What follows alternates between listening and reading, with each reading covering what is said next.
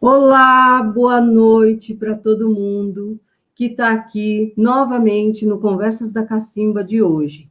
Eu quero aproveitar e apresentar o trabalho da Cacimba. A Cacimba é uma empresa de projetos socioculturais, socioambientais, educacionais, e que durante essa pandemia iniciou também uma ação virtual, em função do isolamento social, que é de conversa. Essa conversa acontece em média 2 vezes por semana, trazendo diversos convidados. Em formato de live, a gente vai debatendo temas alinhados aos segmentos de educação, de arte, cultura, social e sustentabilidade ambiental, sempre com o objetivo de aproximar, informar, envolver pessoas para que possam transformar suas vidas positivamente. Hoje é um dia muito especial para o nosso segmento de educação. A preocupação de pais e professores acerca dos processos de ensino e aprendizagem é um grande desafio para todo mundo, sobretudo no momento atual em que a obrigatoriedade das relações virtuais acaba trazendo elementos novos a serem incorporados por crianças e adolescentes que possuem algum nível de dificuldade na aprendizagem. Entender os sinais, decifrar comportamentos e obter um indicativo de solução nem sempre é simples. Enquanto isso, adultos e crianças compartilham momentos que variam de extrema irritabilidade, urgência de orientações e estudos que possam vir ao socorro deles.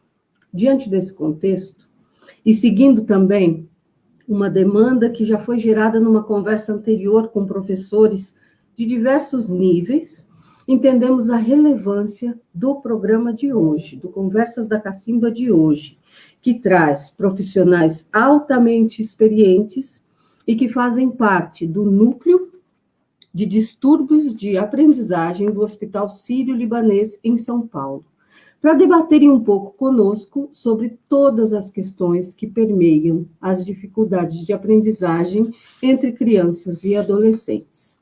Então, eu quero apresentar para vocês agora o Dr. Francisco Frederico Neto. Ele é graduado pela Faculdade de Medicina da USP, Ribeirão Preto, mestre em Pediatria pela Faculdade de Medicina da USP, em São Paulo, coordenador do Núcleo de Distúrbios de Aprendizagem dentro das especialidades pediátricas do Hospital Sírio-Libanês. Consultor científico, palestrante e desenvolvedor de treinamentos de saúde em educação infantil para o Instituto Criança é Vida. Autor do livro Pediatria ao Alcance dos Pais, Compreender a Doença é o Melhor Remédio, da editora Imago, de 1992. E médico pediatra, atende pediatria geral, distúrbios de aprendizagem e TDAH em consultório particular. Seja bem-vindo, doutor Francisco. Um grande beijo, um grande prazer tê-lo aqui com a gente. O prazer é todo meu, eu que agradeço o convite. E eu tenho certeza que vai ser muito proveitoso esse nosso encontro. É um tema muito relevante. Eu não vou dizer que ele é atual, porque ele sempre existiu, mas em tempos de pandemia, né, esse é um assunto que ele exige uma abordagem bastante criteriosa. Em tempos de pandemia, eu diria que a gente precisa ser criterioso em dobro, né? Então, será um prazer, eu tenho certeza que professores, pais, educadores, coordenadores pedagógicos irão aproveitar as reflexões que a gente trará aqui numa gama imensa de diagnósticos que ficam por detrás de uma criança que apresenta uma dificuldade de aprendizagem. A gente se aprofundará ao longo do encontro. Então, vamos lá chamar quem vai também completar esse grupo especialíssimo de hoje, que é a doutora Andréa Cristina Cardoso, fonoaudióloga e psicopedagoga clínica, graduada pelo Centro Universitário São Camilo, capacitação com especialização em fonoaudiologia preventiva na área hospitalar. Tem especialização em psicopedagogia e é mestre em psicologia da educação e extensão em diagnóstico fonoaudiólogo nos transtornos de aprendizagem, aprimoramento em dislexia e distúrbios de aprendizagem e treinamento específico em avaliação e reabilitação nos problemas de aprendizagem. Seja bem-vinda, Andréa, querida. Boa noite, muito boa noite, é um prazer imenso estar aqui hoje para conversarmos sobre as questões do aprendizado acadêmico, que é um assunto que muito me encanta, e como o colega, o Dr. Francisco já falou, no atual cenário da educação, é importantíssimo que possamos trocar experiências, esclarecer dúvidas, compartilhar orientações a todos aqueles que estão diretamente envolvidos com o processo de aprendizagem, sejam os pais, os educadores, os alunos, os profissionais da área, assim como aqueles que se interessam e se encontram nesse momento sensibilizados com essa situação educacional, do momento. Pois é, e para completar o nosso trio de super-heróis e heroínas aqui, nós vamos chamar a doutora Kátia Osternack Pinto, que é neuropsicóloga, graduada em Psicologia pela USP Ribeirão, doutora em Ciências, Neurologia pela Faculdade de Medicina da USP, especialista em neuropsicologia com titulação reconhecida pelo Conselho Federal de Psicologia. Atua em consultório particular com ênfase em diagnóstico neuropsicológico. Membro do corpo clínico do Hospital Sírio-Libanês, integrando a equipe do Núcleo de Dificuldades de Aprendizagem e docente em vários cursos de especialização no país. Seja bem-vinda, Kátia. Boa noite, Luciana, boa noite, colegas, boa noite a todos que estão compartilhando aqui esse momento conosco. Eu agradeço o convite, é sempre um imenso prazer tratar desse tema, que é uma das minhas grandes paixões em termos profissionais. Nós já caminhamos aí por alguns anos nesse trabalho, tentando cada vez mais aprimorar e conseguir promover uma melhor qualidade de vida e uma melhor adaptação e uma melhor aprendizagem das crianças com as quais nós trabalhamos. Eu espero que vocês se sintam à vontade para fazer as perguntas que quiserem. Estamos aqui para isso. Bom, agora que estamos de time completo, eu preciso dizer para vocês da alegria de ter vocês aqui e da importância dessa discussão de hoje. Mas esses três não é de hoje. O currículo deles aqui, o breve currículo, já mostrou um pouquinho que não é de hoje, que eles se debruçam sobre essas questões de aprendizagem e juntos eles já fizeram inúmeras coisas juntos, né? Então, eles estão aqui e eles são membros, os três em comum, do Núcleo de Distúrbios de Aprendizagem do Hospital Sírio-Libanês. Então, para a gente introduzir um pouquinho essa ação conjunta de vocês, eu queria que vocês contassem um pouco, começar pelo Dr. Francisco, para falar um pouquinho sobre o que é esse núcleo, como ele começou, e etc. Perfeito. Muito bem. O Núcleo de Distúrbios de Aprendizagem, a sua origem, ele tem no ambulatório filantrópico do Hospital Sírio-Libanês. Foi nele, ao longo de 10 anos, atendendo inicialmente alunos aleatoriamente e, com o passar dos anos, aprimorando todo esse critério de atendimento multidisciplinar, foi nele que foi construído, porque eu vou dizer, eu sou pediatra geral de formação e me especializei dentro do núcleo, atendendo incessantemente, semanalmente, crianças com distúrbio de dificuldades de aprendizagem. E toda essa interação que aconteceu com as diferentes especialidades, por exemplo, a doutora Kátia, neuropsicóloga que está aqui, ela foi voluntária por anos a fio no nosso núcleo de distúrbios de aprendizagem, na época da filantropia. Doutora Andréa tinha um contrato já como fonoaudióloga, mas até 2008 e 2009, as crianças não havia uma estrutura pensada para o atendimento das crianças. Um pensava daqui, outro de lá, a criança ora é atendida pela psicóloga clínica do ambulatório, ora pela doutora Andréia, fonoaudióloga, e é muito interessante, eu gosto de compartilhar essa experiência, porque eu tenho certeza que muitos médicos de saúde da família, ou pediatras nas unidades básicas, e mesmo pediatras que atendem em convênio, ou em seu próprio consultório particular, pudessem estar vivenciando isso que eu vivenciei, que eu comecei a me incomodar de perceber que tinha alguma coisa a mais acontecendo com algumas crianças que me chamavam a atenção do ponto de vista das queixas de aprendizagem. Foi quando eu sugeri para as 3 outras colegas pediatras que trabalhavam para inserirem perguntas sobre: já está sabendo ler, está sabendo interpretar um texto, está sabendo fazer contas? E a hora que nós 4 pediatras começamos a fazer essa pergunta sistematicamente, surgiu a demanda. Ela ficou evidente que havia uma demanda não observada até então.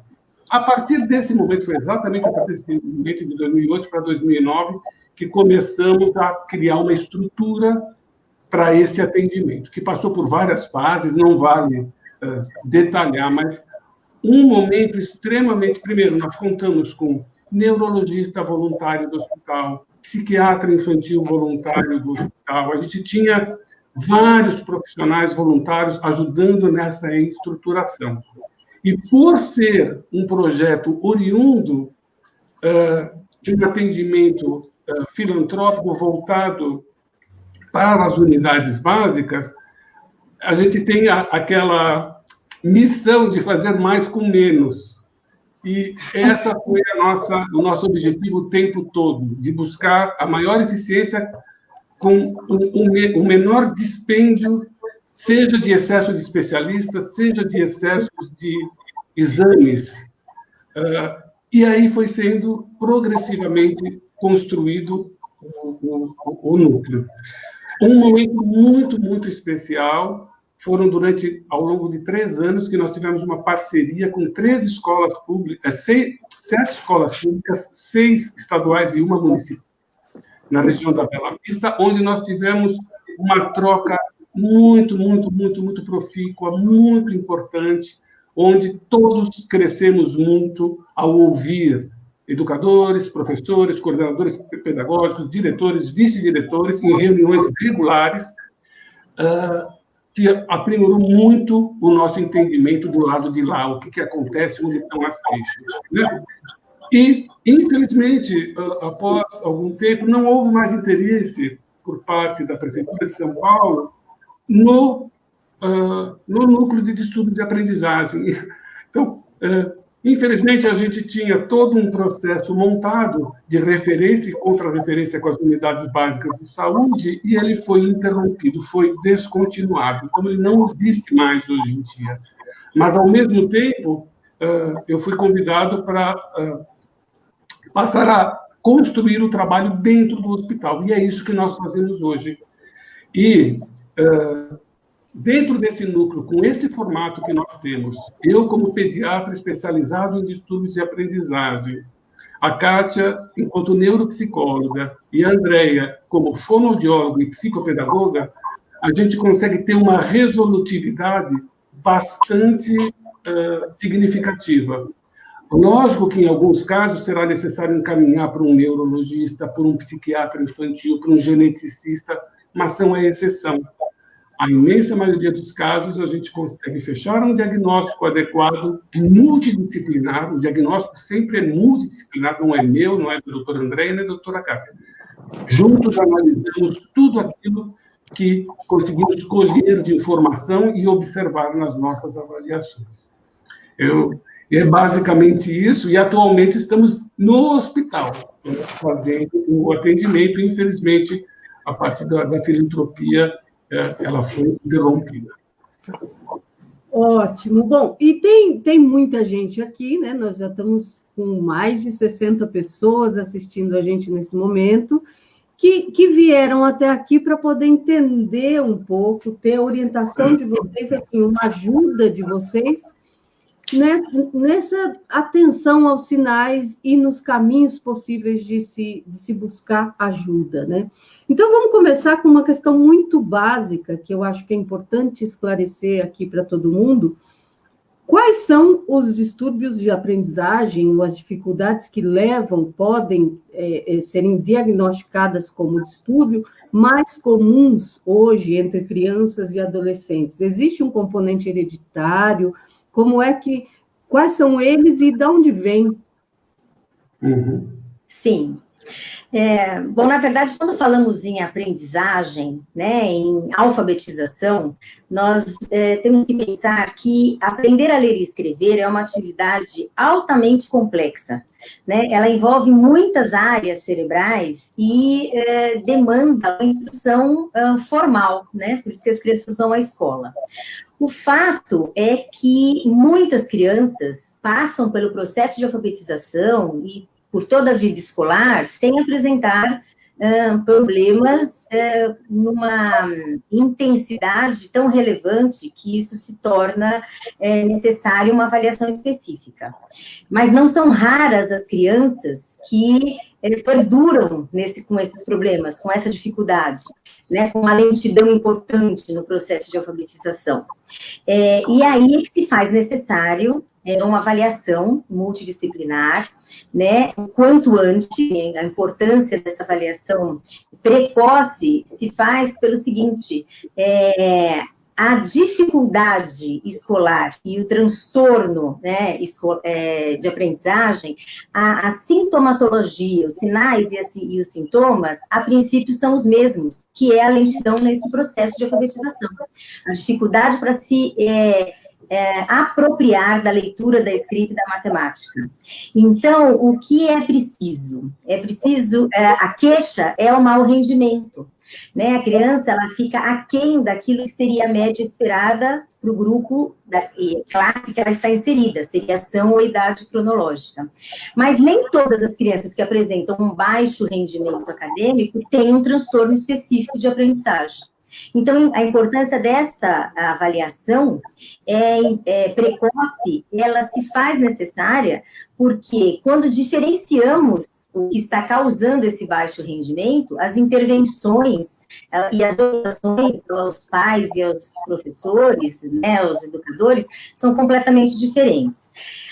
Chamamos de dificuldades escolares, geralmente, transtornos que são transitórios, que podem acontecer a qualquer momento no processo de escolarização da criança, e que geralmente estão associados a fatores ambientais, sociais, afetivos, né, emocionais. Então, por exemplo, a criança pode estar passando, os pais podem estar se separando, por exemplo, ela perdeu um ente querido, então ela tem um baixo rendimento decorrente desse fator.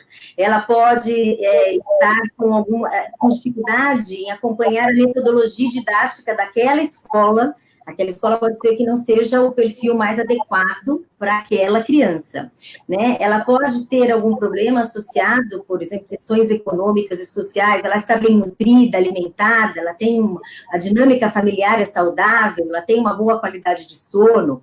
Então, isso são fatores extrínsecos à criança, mas que podem prejudicar o seu rendimento escolar.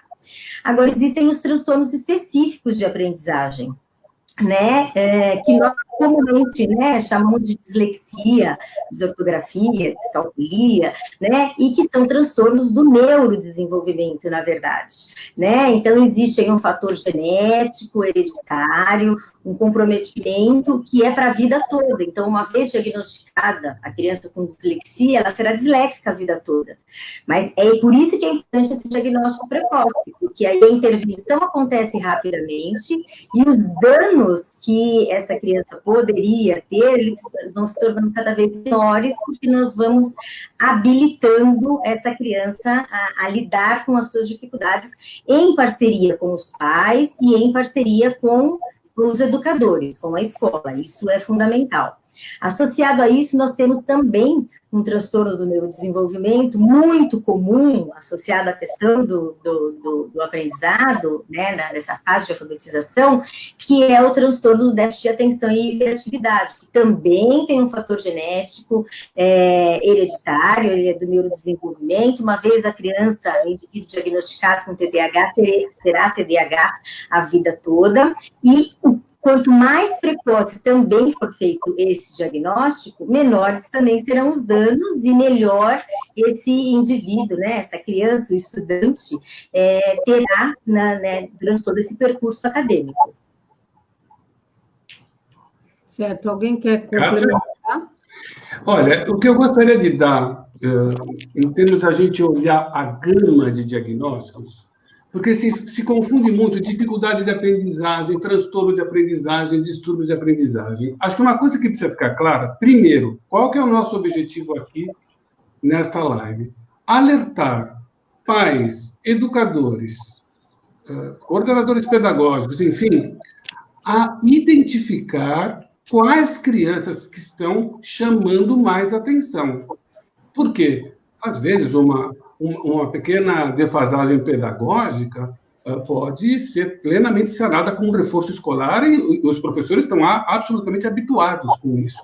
Mas outros sinais que a criança vai emitindo, e nós falaremos mais sobre isso ao longo da live, é isso que nós procuraremos alertar hoje, para que se preste atenção sobre o que vai fazendo com que aquela criança daquela sala chame atenção. E nisso, os educadores são privilegiadíssimos. Eles são muito mais privilegiados do que eu, enquanto pediatra, Kátia, neuropsicóloga, e André falou. Por quê? Porque eles têm a possibilidade da comparação.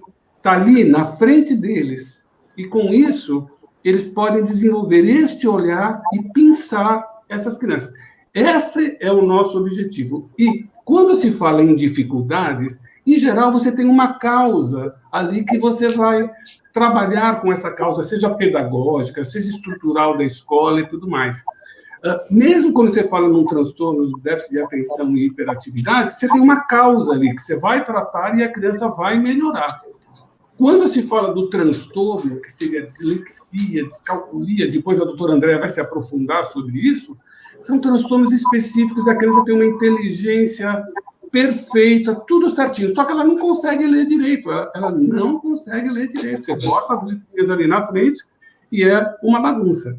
Fora os aspectos comportamentais, que acho que a doutora Kátia poderia estar falando um pouco, que surgem muitas vezes nos diagnósticos neuropsicológicos, que também estão dentro dessa gama de diagnósticos possíveis por detrás de uma criança com a queixa de dificuldade de aprendizagem. Joia. Então, quer falar, Kátia, alguma coisa? Porque eu acho muito importante a gente ter a ideia de que as coisas não são assim uma do ladinho da outra. Então, você tem uma capacidade disso, daquilo, né? Na verdade, todas as nossas capacidades, habilidades se interpenetram no funcionamento da vida real.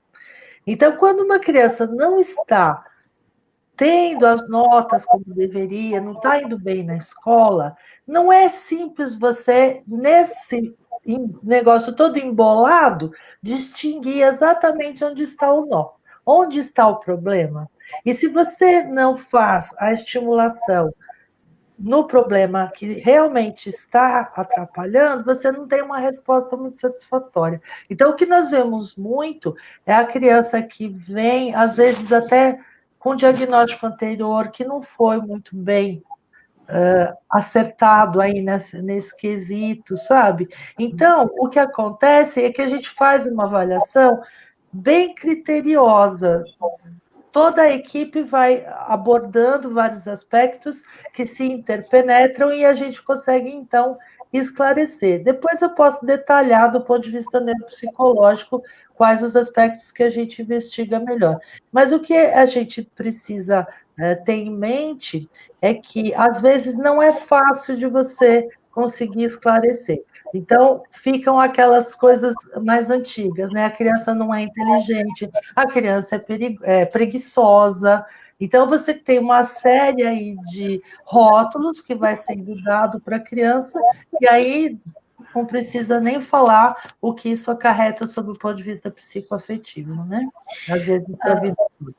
Eu acho que a gente vai pouco falar, detalhar um pouquinho mais de cada uma das especialidades de vocês e como elas se complementam para fazer o diagnóstico. Mas antes da gente falar individualmente de cada especialidade, eu acho que é interessante uma pergunta que apareceu aqui sobre o componente genético. Qual é o peso que ele tem sobre algum possível distúrbio de uma criança? E também essa pergunta aqui, que depois vocês vão me dizer se vão falar, como é o processo de alfabetização das crianças com TEA, e aí depois a gente traz essa pergunta de novo. Genética, tem a ver? Tem a ver, né? Principalmente quando você vai falar de transtornos, quando você fala de alterações mais significativas do neurodesenvolvimento, quase sempre você vai ter um histórico familiar. No TDAH é muito evidente, no transtorno do espectro autista também existe um componente genético, na dislexia tem componente genético. E eu costumo dizer assim, que pouco importa, claro, se você tem na sua família um caso de alterações dessa ordem, você pode buscar uma orientação preventiva para saber, né? Mas não importa muito se é 10, se é 5, se é 4%, o que me interessa é cada criança. É cada criança ser pensada e identificada ali na escola para que não passe despercebida, né? Mas sim há o componente genético. E só um detalhe sobre a outra questão, que é sobre a alfabetização da criança com autismo, eu acho que nós poderíamos falar, quando a gente falar também, porque, assim, são as crianças que têm necessidades especiais. Quando a gente entrar um pouco no tema, a doutora Kátia poderá discorrer mais e falar mais especificamente sobre isso, tá? Então eu gostaria de... Diga, Zé. Eu gostaria de só fazer uma ressalva. O Francisco sinalizou um ponto muito importante, dizendo que os educadores, né, os professores, coordenadores pedagógicos, eles são privilegiados pelo fato de que eles conseguem ter a questão da comparação, porque a criança está lá, né, junto com as demais, e mais do que isso, ele acompanha essa criança por no mínimo 4 horas por dia. Então, ele consegue, né, ter deveria, né, conseguir, a gente sabe que numa classe muito numerosa isso é difícil, mas ao longo dos primeiros meses do ano letivo, né, esse professor começa a acompanhar um pouco mais o perfil de cada criança e começa a perceber sinais que chamam a atenção. E esses sinais têm muito a ver com os marcos, né? Aquilo que seria esperado para cada faixa etária. Nós vamos falar isso, acho que um pouquinho mais para frente, né? Quais são os sinais de alerta. Mas, mais do que isso, se essa criança tem irmãos, por exemplo, frequentando a mesma escola, e tendo em vista que os transtornos têm esse componente genético, então é mais um sinal de alerta para os educadores para fazer na verdade, um desenho da família. O quanto o irmão mais velho já apresentou ou não aquele tipo de dificuldade, né? Se em reuniões anteriores o coordenador participou e o pai, ou a mãe, o avô que participou, falou, nossa, aconteceu isso com um sobrinho, aconteceu isso. Isso tudo alerta, chama atenção, para que a gente possa, para que essa criança possa ser vista o mais precocemente possível.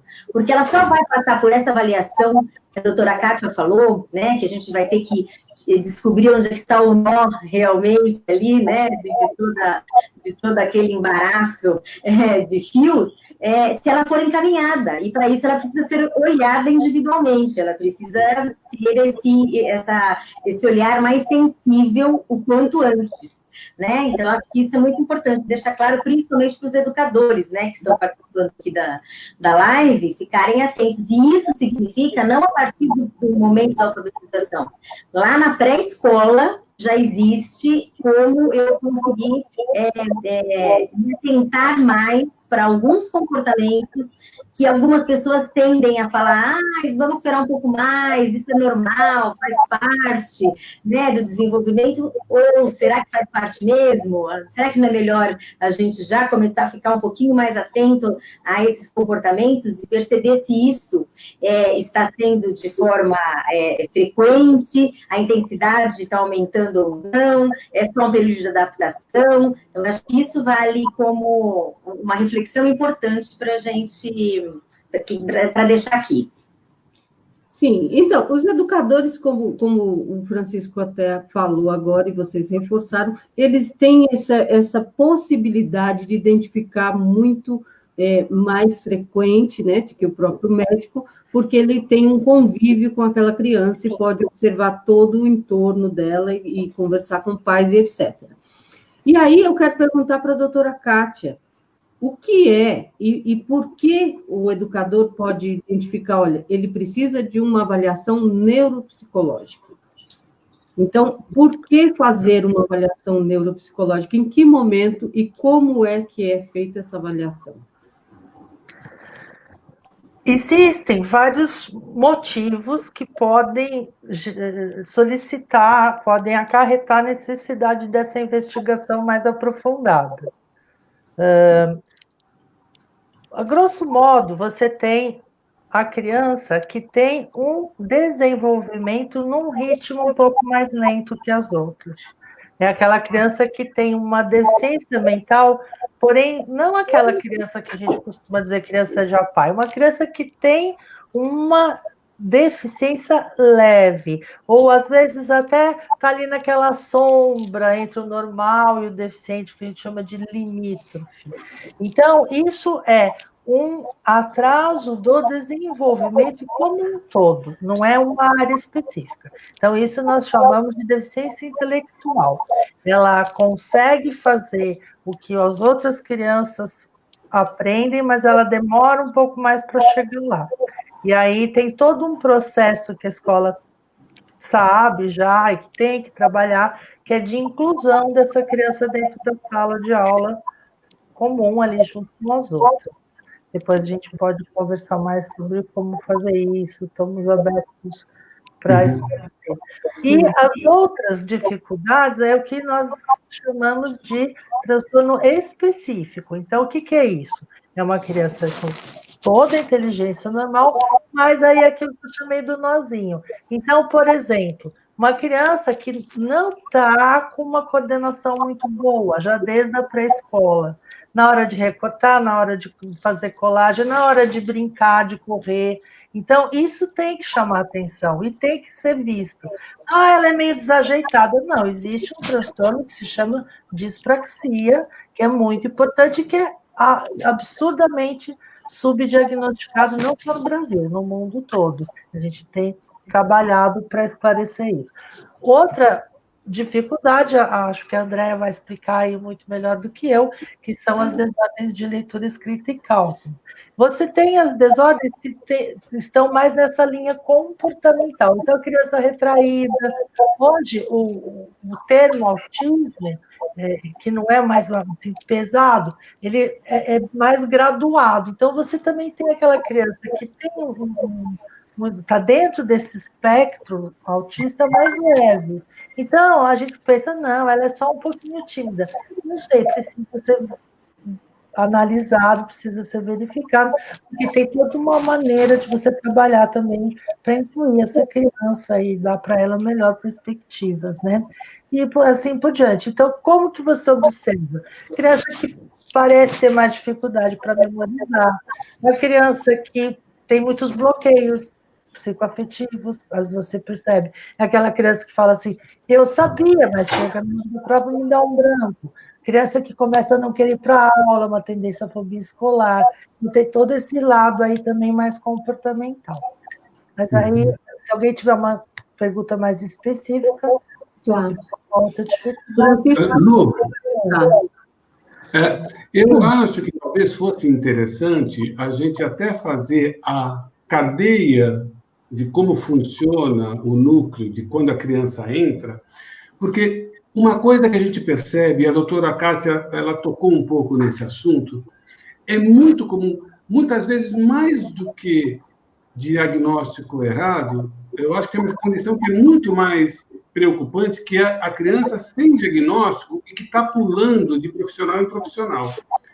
E a gente insiste muito na necessidade de um diagnóstico, porque não dá para você propor Kumon, que ele é ótimo para algumas crianças, mas se a base da dificuldade da criança não foi trabalhada. Então, você está colocando a carroça na frente dos bois. Então, é fundamental entender qual é a dificuldade, aonde é o ponto dessa dificuldade para a gente focar naquele ponto. Nós vamos detalhar, né? A doutora Andréa poderá falar que poderá ser uma dificuldade de fluência de leitura, de compreensão de leitura, e é aquilo que vai ser trabalhado. É aquilo exatamente que vai ser trabalhado para aquela criança, porque é aquilo que foi identificado. Então, quando a criança passa... Porque, veja bem, eu tenho um entendimento que, para a maioria das escolas, muitas vezes, o primeiro profissional que vem à mente é ou o psicopedagogo ou o fonoaudiólogo, que eu acho que é mais natural, está mais próximo da escola, esses profissionais. Eu diria que talvez o terceiro profissional dessa história seria o pediatra da criança, né? E ele pode estar mais ou menos afeito às questões de aprendizagem, né? Foi todo um processo próprio de aprendizagem. Eu aprendi fazendo, né? Aprendi a caminhar caminhando. Mas o que acontece dentro do nosso núcleo que a criança chega, por exemplo, ontem mesmo eu tive uma criança que foi o contrário, ela passou primeiro com a doutora Andréia e ela pediu para passar comigo. Mas, via de regra, é o oposto. No nosso núcleo, entra pela pediatria, onde são avaliados. A criança é uma avaliação que não tem nada a ver com a pediatria geral. A criança pedir para ela desenhar, ver coordenação motora fina no desenho dela, desenho geométrico, desenho livre, palavras, ditado, verificar, claro, uma avaliação neurológica da criança, básica, claro, eu não sou neurologista, mas dá para ter uma boa ideia se tem algo que chama a atenção do ponto de vista neurológico da criança, né? Apreciar a leitura da criança, ela vai ler palavras normais, vai ler pseudo-palavras, palavras que não existem, para justamente verificar qual o grau de competência de leitura dela, né? Faça um texto para ela ler. Então, com isso, você vai conseguir, dentro dessa triagem pediátrica específica em distúrbios de aprendizagem, essas áreas e a própria questão da sociabilidade, da interação, da psicodinâmica, do ponto de vista mais emocional, psicológico, familiar, tudo isso vai ficando evidente. E é a partir daí que você vai direcionando. Por exemplo, quando eu tenho uma questão que é eminentemente fonopsicopedagógica, eu vou encaminhar exclusivamente para a doutora Andréia, porque muito provavelmente ali se encerrará o diagnóstico e a terapêutica para a criança. Outras vezes é evidente a possibilidade de uma deficiência intelectual na triagem, a prioridade é a doutora Kátia. Agora, na grande maioria, como os diagnósticos são complexos, a gente passa a ter as duas avaliações. E é o somatório dessas avaliações que vão nos dar essa percepção mais acurada do diagnóstico da criança. Mas já na triagem, já naquela avaliação que envolve vários aspectos pedagógicos de desempenho da criança, de como escreve, de como desenha, a gente já tem uma impressão bem boa do que temos pela frente. E aí, juntando as duas outras avaliações, na imensa maioria, a gente terá um bom diagnóstico. Ou seja, temos aí um caminho, né, que vocês, com essas três especialidades, que pode cercar o problema e buscar uma solução. Eu tenho uma pergunta aqui, que acho que é de educador, que eu acho que eu queria passar para vocês agora, para a gente não perder a oportunidade de ajudar as pessoas. Como a escola pode ajudar uma criança de quase 9 anos que é alfabética, não entende o que lê? Recentemente descoberto TDAH moderado. Odeia escrever e ler e sempre surta. Como ajudar na aula online?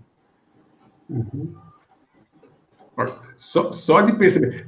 A gente pode até dizer que é um diagnóstico precoce, né? Mas é um diagnóstico que você precisa se debruçar. A doutora André e a doutora Kátia vão... Então, na verdade, é o seguinte, é uma criança de 9 anos, né? Provavelmente ele está, não sei se no 3º ou no 4º ano escolar. Então, é uma criança que, você me disse que ele já está num nível alfabético, ele conseguiu se apropriar da fase alfabética, mas a fase ortográfica e daqui para frente, a elaboração textual, a leitura fluente, a leitura com respeito aos aspectos prosódicos, e isso tudo me parece, pelo que está escrito, né, pelo que está lá na pergunta, isso tudo ele não ainda adquiriu ou ainda não desenvolveu. Então, isso é um sinal de alerta importante. E existe aí um quadro de diagnóstico recente de TDAH. O TDAH pode influenciar? Certamente que sim, né? Eu não sei se esse quadro de TDAH dele é predominantemente desatentivo, predominantemente hiperativo, né? Impulsivo ou combinado. Então, a gente precisa ter mais detalhes a respeito disso, lógico, porque se for uma criança que tem um predomínio mais desatentivo, ela tem até mais prejuízo do que aquela criança que é hiperativa e impulsiva, porque a hiperativa e impulsiva se movimenta muito, ela fala demais, mas ela consegue ainda ter um tempo maior, assim, de atenção. E ela, geralmente, ela tem um diagnóstico mais rápido, porque é a criança que chama mais atenção. A criança desatenta, né, predominantemente desatenta, é aquele aluno que é quietinho, bonzinho, que não dá trabalho, então muitas vezes ele passa, assim, desapercebido por alguns anos escolares, vamos dizer assim. Mas certamente isso está influenciando esse processo de apropriação da leitura e da escrita. O fato da criança, né, a pessoa ter comunicado que ela odeia ler e escrever, isso é uma coisa que chama muito a nossa atenção, porque está mostrando que a leitura e a escrita está se tornando um objeto aversivo para essa criança. E nesse momento deveria ser exatamente o contrário, ela deveria estar construindo a leitura e a escrita, aprendendo a ler e a escrever, com um enfoque para uma função social. É importante ler para entender a instrução de um jogo, para a receita de um bolo, é importante escrever para deixar um recado para alguém, para enviar, enfim, um e-mail, para fazer uma pesquisa, né? E ela surta porque realmente está sendo muito aversivo. E a gente precisa fazer um diagnóstico diferencial. Eu volto naquela questão que eu já enfatizei, e eu vou com isso até o fim, né? O quanto antes o diagnóstico diferencial for feito, um diagnóstico preciso, por uma equipe multidisciplinar, esses danos não vão aparecendo, né? É muito triste você ouvir, né? Não sei se era pai ou se era um educador, dizendo que a criança odeia ler e escrever aos 9 anos de idade, né? Então, está sendo um processo penoso essa apropriação, esse período de alfabetização. E a gente precisa reverter isso rapidamente, porque ela tem longos anos escolares a serem cumpridos, né? Então, a gente precisa resolver isso. Então, por isso que é importante esse diagnóstico precoce, multidisciplinar, para a gente esclarecer, limpar, né? Então, não adianta só ter o diagnóstico de TDAH, né? O fato de ter o diagnóstico de TDAH, e a pessoa falou como ajudar isso na aula online, acho que a gente até vai falar um pouco mais adiante especificamente sobre isso, mas é chamar a atenção, tornar a aula motivadora, deixar a criança curiosa, promover desafios, né? Porque isso vai fazer com que ela se interesse mais e preste mais atenção, né? Mas só isso é muito pouco. A gente tem que entender o que está acontecendo por detrás, né? Para a gente realmente atuar na causa e não só no sintoma. A gente precisa entender o porquê que essa criança está com essa lentidão neste processo de alfabetização. Com 9 anos, ele já deveria estar lendo e escrevendo com mais facilidade, muito provavelmente elaborando pequenos textos, lendo já com uma certa fluência, com uma boa decodificação, compreendendo já textos, e me parece que isso não está acontecendo. Então, não posso afirmar que o TDAH é a única causa, né, para isso. Seria interessante uma avaliação mais específica, mesmo porque o diagnóstico da dislexia é feito por exclusão, como a doutora Kátia mesmo falou. Então, a criança tem inteligência normal, ela tem as vias sensoriais adequadas, ela enxerga bem, ela ouve bem, ela está dentro de um ambiente acadêmico que ela frequenta regularmente, que ela tem a mesma exposição que os demais alunos. É uma criança que, aparentemente, tem a questão de desenvolvimento cognitivo-linguístico também adequado. A família é uma família que, às vezes, tem uma dinâmica bem organizada, mas ela tem uma dificuldade específica no processamento da informação. E isso precisa ser diagnosticado logo, para a gente evitar essas sequelas, né, esses danos. Tá, agora nós temos uma outra pergunta. Luciana, Oi, acho que seria legal a Kátia complementar. Tá, vamos lá. Só rapidinho, que eu acho exatamente complementando tudo que a Andréa já explanou muito bem, só para ressaltar um ponto, que todos já sabemos, pais, educadores já sabem. Criança, o cérebro, o ser humano, por natureza, ele gosta de aprender.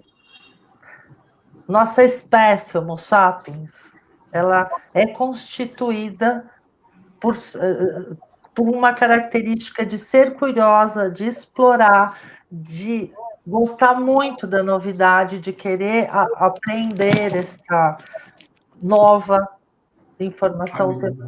Então, se uma criança não está gostando, alguma coisa está tirando isso. Não é natural, não está bem, não está bem. Então, como a Andréa esclareceu muito bem, isso já está vindo, não é agora que apareceu, né? Então, já, pelo que ela colocou, ele surta, né? Quem surta é psicótico, né? Doido. Então, ele já está ficando meio doido, porque ele não aguenta mais. Então, a coisa já está, o copo já está vazando. Então, a gente precisa fazer a água desse copo abaixar. Precisa drenar essa ansiedade, precisa organizar esse ambiente, precisa orientar como lidar com ele, principalmente no meio dessa pandemia, né? E mais que qualquer coisa, ele tem que estar mais tranquilo para aprender e achar a maneira, que é muito individual, de como ele pode gostar de aprender. E, claro, ver se é só TDAH, porque às vezes não é só isso. Então, a Andréa também ressaltou muito bem. Obrigada. Eu acrescentaria uma coisa que eu acho que ela vai permear a todo momento qualquer diagnóstico que a gente for comentar aqui, porque é o aspecto do diagnóstico diferencial mesmo. Não dá, por exemplo, é um pouco resumitivo colocar como, claro que é uma expectativa e é absolutamente compreensível do pai desejar que se tenha uma resposta mais imediata de como ajudar essa criança, né? Mas, de novo, a gente volta no ponto que a doutora Andréa falou, que a doutora Kátia falou, que é quais são as áreas disfuncionais? O que está disfuncional?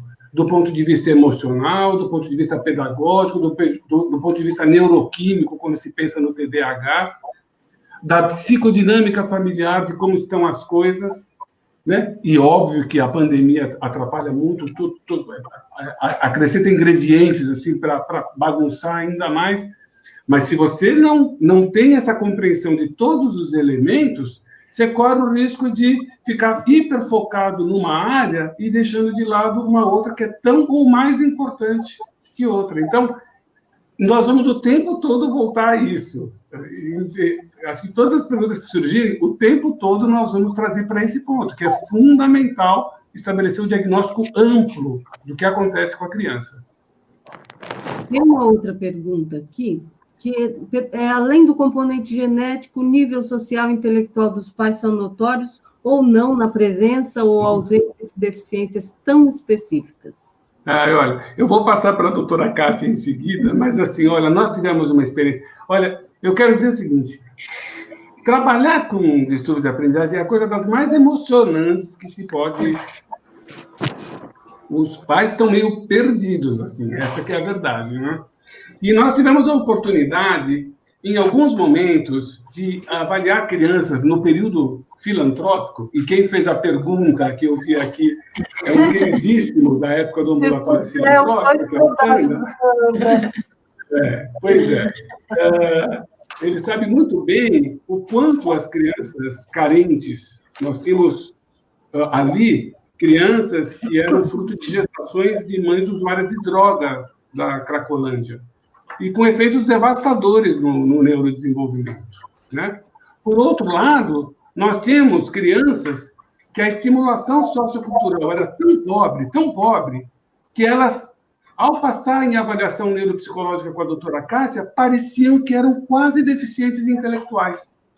E a gente se surpreendia porque a gente tinha para onde encaminhar essas crianças para uma estimulação sociocultural adequadíssima, que é um outro braço filantrópico do hospital muito bacana, e você retestava essa criança um ano depois e ela já performava como uma inteligência normal. Então, é um retrato, né, das nossas desigualdades, das nossas mazelas sociais, mas... sim, a gente teve a oportunidade de vivenciar até esta possibilidade da pobreza de estimulação sociocultural interferindo numa avaliação neuropsicológica, que eu acho que a Kátia poderia complementar. Qualquer avaliação que nós fazemos, né, não só desse tipo que é o tema de nossa live hoje, mas o que ela faz é verificar aquele momento. Uma pessoa está conseguindo produzir num determinado momento, comparado às demais com as mesmas características de idade, instrução, etc., né? E é óbvio, o próprio diagnóstico do famoso QI, né, o quociente intelectual, hoje em dia, ele é feito tomando em consideração também a capacidade também prática da criança, da pessoa em geral, de gerenciar a própria vida, e o aspecto também do entorno da rede de suporte psicossocial. Não é só a pontuação dos testes que fecham o diagnóstico hoje, porque tudo isso faz parte do quanto a pessoa produz. Então, obviamente, o nosso cérebro ele responde à informação que chega. Então, nós chegamos até um menininho que ele morava como se fosse uma toca, né, Andréa? Você lembra daquele caso? Lembro. Então, quer dizer, ele não conseguia nem ter estímulo em volta, né, para poder desenvolver. Então, como o Francisco esclareceu muito bem, quando você melhora aquilo que está no entorno da criança, precisando estar mais adequado, você tem uma resposta muito boa. Por quê? Porque o substrato neural está ali, esperando receber informação para poder responder melhor. Então, aí não é uma criança biologicamente alterada, né? É uma criança que não está podendo usar tudo que tem. Então, só para terminar esse esclarecimento, nós, a nossa equipe, jamais fechamos um diagnóstico de deficiência intelectual na primeira avaliação, justamente por tudo isso. A gente investiga muito bem todos esses aspectos, tenta esclarecer da melhor maneira possível o que é necessário, depois acho que o Francisco complementa melhor isso, mas no final é feito um relatório multidisciplinar que inclui todos os encaminhamentos necessários, o que precisa ser feito. E aí depois, mais ou menos de 8 meses a um ano, a gente reavalia essa criança. Então aí nós vamos ver se a gente conseguiu suprir essas dificuldades e a criança ficar adaptada de maneira que não tenha mais aí as defasagens. Sim, a Gabriela está fazendo uma pergunta que, na minha opinião, ela é muito importante, que ela fala um pouco de negligência e de equívoco. Como é que existe que o impacto chega na criança, de um adolescente ou de um adulto? Continua, não é o nome. Se ele teve... Chico, tá aberto para o microfone. Não ouvi. Deu uma microfonia. Qual é o impacto de um não diagnóstico, né, uma negligência, ou de um diagnóstico equivocado? O que acontece com essa criança e com esse futuro adulto? Vai virando uma bola de neve, né, na verdade. Porque os anos vão passando, o problema está ali instalado, né? Às vezes só quando adulto vai ser realizado o diagnóstico, né? O doutor André pode dar alguns exemplos até em relação a adultos, né? E vão se somando. E o problema é que, via de regra, a família está desestruturada, a família está perdida. Esta é como chegam para a gente, sem saber para onde ir simplesmente. Então, cada ano que passa é mais um ano, não que se perdeu, mas que foi levado com muito sacrifício, com muita dificuldade, que se você tivesse um diagnóstico naquele momento, seria mais... Olha, eu preciso descrever, porque foi muito curioso. Tivemos uma reunião ontem, online, com 6 pais de crianças com TDAH e dificuldade de aprendizagem, né? E tivemos crianças desde os 7 anos até um adolescente já praticamente adulto de 18 anos, né? E a mãe desse aluno de 18 anos passou conosco com 14 anos, quando foi feito o diagnóstico. E ela, no depoimento, ela comentava o quanto ela se sentia mal de não ter feito o diagnóstico antes, porque ela já via os sinais que ele emitia antes, entendeu? E aí tinha a criança de 7 anos, que é o mascote do grupo, que está começando nessa jornada, né? E a mãe vendo como que a coisa é. Então, a verdade é que, se tem algo que está disfuncional, precisa ser compreendido. Se vai justificar ou não uma terapia, ou uma abordagem farmacológica, com tratamento, com remédio, isso é toda uma outra questão. Mas eu sei que tem alguma coisa que está fora do habitual para essa criança ou para esse adolescente. E quanto mais cedo a gente agir, melhor, porque vai cada vez trazendo mais prejuízo, inclusive na interação. A gente sabe que, por exemplo, crianças com TDAH, adolescentes que não foram tratados, eles têm mais chance de abandono escolar, têm mais chance de drogadição, de transtornos de conduta. Por quê? Porque só vai piorando, porque ele se sente inadequado, se sente um estranho fora do ninho, e as coisas só vão piorando, porque para ele nada vai se resolvendo. Então, é essa bola de neve que a gente quer evitar, essa que é a verdade. Mas a doutora André acho que poderia acrescentar algumas coisas aí. Eu acho que o impacto, né, a pergunta é qual o impacto que isso traz um diagnóstico mal feito ou não feito. O impacto é sempre muito negativo, né? Como a gente teve aquela pergunta anterior, que a criança surta, que a criança não odeia ler e escrever, o que a gente percebe o que vai acontecendo é que vão se somando outros fatores àquela dificuldade inicial, que ainda não está clara, não está diagnosticada. E uma dos piores prejuízos que essa criança pode ter é a autoestima rebaixada, né? A questão de que eu não consigo, todos conseguem, menos eu, ser estigmatizada, porque geralmente acontece isso. Então, é a criança que é preguiçosa, é a criança rebelde, é a criança que não tem interesse, né? Então, ela começa a ter rótulos, ela começa a ficar não pertencendo àquele grupo, que ela está todos os dias durante 4 horas. Então, ninguém quer fazer um grupo de estudo com aquela criança, ninguém quer fazer um trabalho escolar com aquela criança, porque, a princípio, ela não vai colaborar, ela vai estar encostada, né? Então, a questão da autoestima, ela é muito, muito importante, porque todos nós sabemos, se você não está bem com você mesmo, né? Até aquilo que você faz normalmente, num dia que você não está bem, você faz um bolo e aquele bolo não fica bom, né? Então, assim, essa criança tem uma autoimagem muito prejudicada, e aí a gente tem duas vertentes.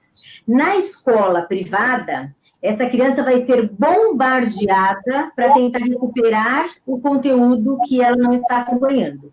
Então, ela terá aulas de reforço no contraturno, se ela não deu conta de fazer a cópia de um texto ou de resolver um procedimento de matemática, ela vai perder a parte mais gostosa do dia escolar, que é a educação física, que é a aula de artes, ou que é a hora do recreio, porque ela vai ter que dar conta de fazer aquilo, como uma punição, porque ela tem o rótulo de ser preguiçosa, né? E isso sobrecarrega, desmotiva e faz com que essa criança, cada vez mais, acabe tendo uma performance mais rebaixada, né? Agora, na outra vertente, que é a escola pública, o que acontece é o seguinte, existe a aprovação automática. Então, essa criança vai passando de um ano para o outro, de um ano para o outro, e a gente, né, nós como equipe, vivenciamos isso também de uma forma muito doída, de recebermos crianças de 12, 13 anos de idade que mal sabiam escrever o próprio nome, né, com inteligência normal, né, e com vários, assim, aspectos que você fala, essa criança literalmente perdeu muito tempo, porque aos 13 anos ela já vai no 7º, 8º ano, ninguém vai recuperar, voltar, não dá tempo de voltar para fazer isso. E aí existe a questão da evasão escolar, né? Então essa criança acaba evadindo, né? E aí vai fazer a EJA, né? Que é a educação para jovens e adultos, que é uma coisa para ela conseguir ter um diploma, né? E isso é muito prejudicial, né? Porque isso vai comprometer a vida adulta desse indivíduo. Né? A gente sabe que hoje, para qualquer atividade laboral, você precisa ter o mínimo de domínio da leitura, da escrita, né? Porque precisa saber fazer contas para dar troco, para saber se ninguém está te enganando. Então, assim, a gente vai ter prejuízos que muitas vezes vão comprometer a vida do indivíduo até longa data, vamos dizer assim, né? Porque a não ser que ela consiga depois, e isso vem acontecendo, falamos hoje no consultório, de que adultos estão começando a procurar essas avaliações, né? Que a duras penas eles foram tentando levar ao período escolar, do fundamental e ensino médio e até graduação, mas a dificuldade ainda persiste. E agora eles querem, na verdade, uma resposta, um diagnóstico mais preciso e formal para que eles possam ter, de fato, a chance de desenvolver as suas potencialidades, né? Compensar as suas dificuldades com estratégias facilitadoras, que seria o nosso trabalho. Joia. Uma outra pergunta é: ensinar brincando, usando o lúdico, ajuda? Quer responder, Kátia? Sempre o máximo que você puder trazer de aspecto lúdico é sempre melhor. Os pré-adolescentes já começam assim, ai, não sou criança, né? Então, você não pode mais fazer aquele lúdico muito infantil, você tem que entrar numa linha mesmo de games e por aí vai. Desafios. Né? Oi? Desafios, né? Exato. Mas o mais importante é você ver o que motiva a criança. A verdadeira educação, ela é de lá para cá, né? É a partir do que nos é trazido, você tenta encontrar, então, uma estratégia mais eficaz, né? Então, sempre que você puder entrar com novidade, o cérebro responde muito melhor, em termos de aprendizado. Ele fica mais focado. O cérebro é curioso, né, Kátia? Oi? O cérebro é curioso. E principalmente quando se trata de pessoas portadoras de TDAH. Né? Pessoas que têm transtorno de déficit de atenção, com ou sem a hiperatividade acompanhando, pessoas que têm nós chamamos de falha, né? Uma produção ou aproveitamento menor de determinadas substâncias químicas do cérebro, principalmente a famosa dopamina, né? Que é o que dá prazer. Então, a novidade o próprio processamento que responde à novidade já produz mais dopamina. Então, é por isso que as pessoas que têm TDAH, principalmente com hiperatividade, eles gostam de desafio de jogo, de novidade, aquilo que vai fazer ele ficar mais alerta e mais focado, né? Então, você traz isso para dentro da relação ensino-aprendizagem, e o resultado sempre é bem melhor, na minha opinião. E essa pergunta que chegou agora, sobre a idade ideal? Diga. Lucine, Lu, é o seguinte, eu queria... Ela fez uma outra pergunta anterior, a Lucinéia, em relação ao processamento auditivo central. Eu já não vou lembrar sobre qual criança anterior que ela fez essa pergunta, mas eu acho que eu vou juntar com essa pergunta sobre a avaliação multidisciplinar. É aquela dos 9 anos que tem... Isso, eu imaginei. Então, assim, veja bem, primeiro, se o irmão o velho tem TDAH e o pequeno está crescendo, está fazendo tudo normal, não tem que avaliar nada, não tem que passar por nenhuma avaliação preventiva, não tem. Se ele não tem nada que chame atenção, está se desenvolvendo, está alfabetizando, está feliz, está interagindo, não há por que fazer qualquer avaliação preventiva. Trazendo um pouco a pergunta do ponto de vista do processamento auditivo central, eu quero trazer uma reflexão sobre o seguinte. Existe uma tendência a... O pessoal adora pacotes, né? Pacote de dificuldade de aprendizagem. Aí eletroencefalograma, ressonância magnética, audiometria, processamento auditivo central, eletrocardiograma e por aí vai, né?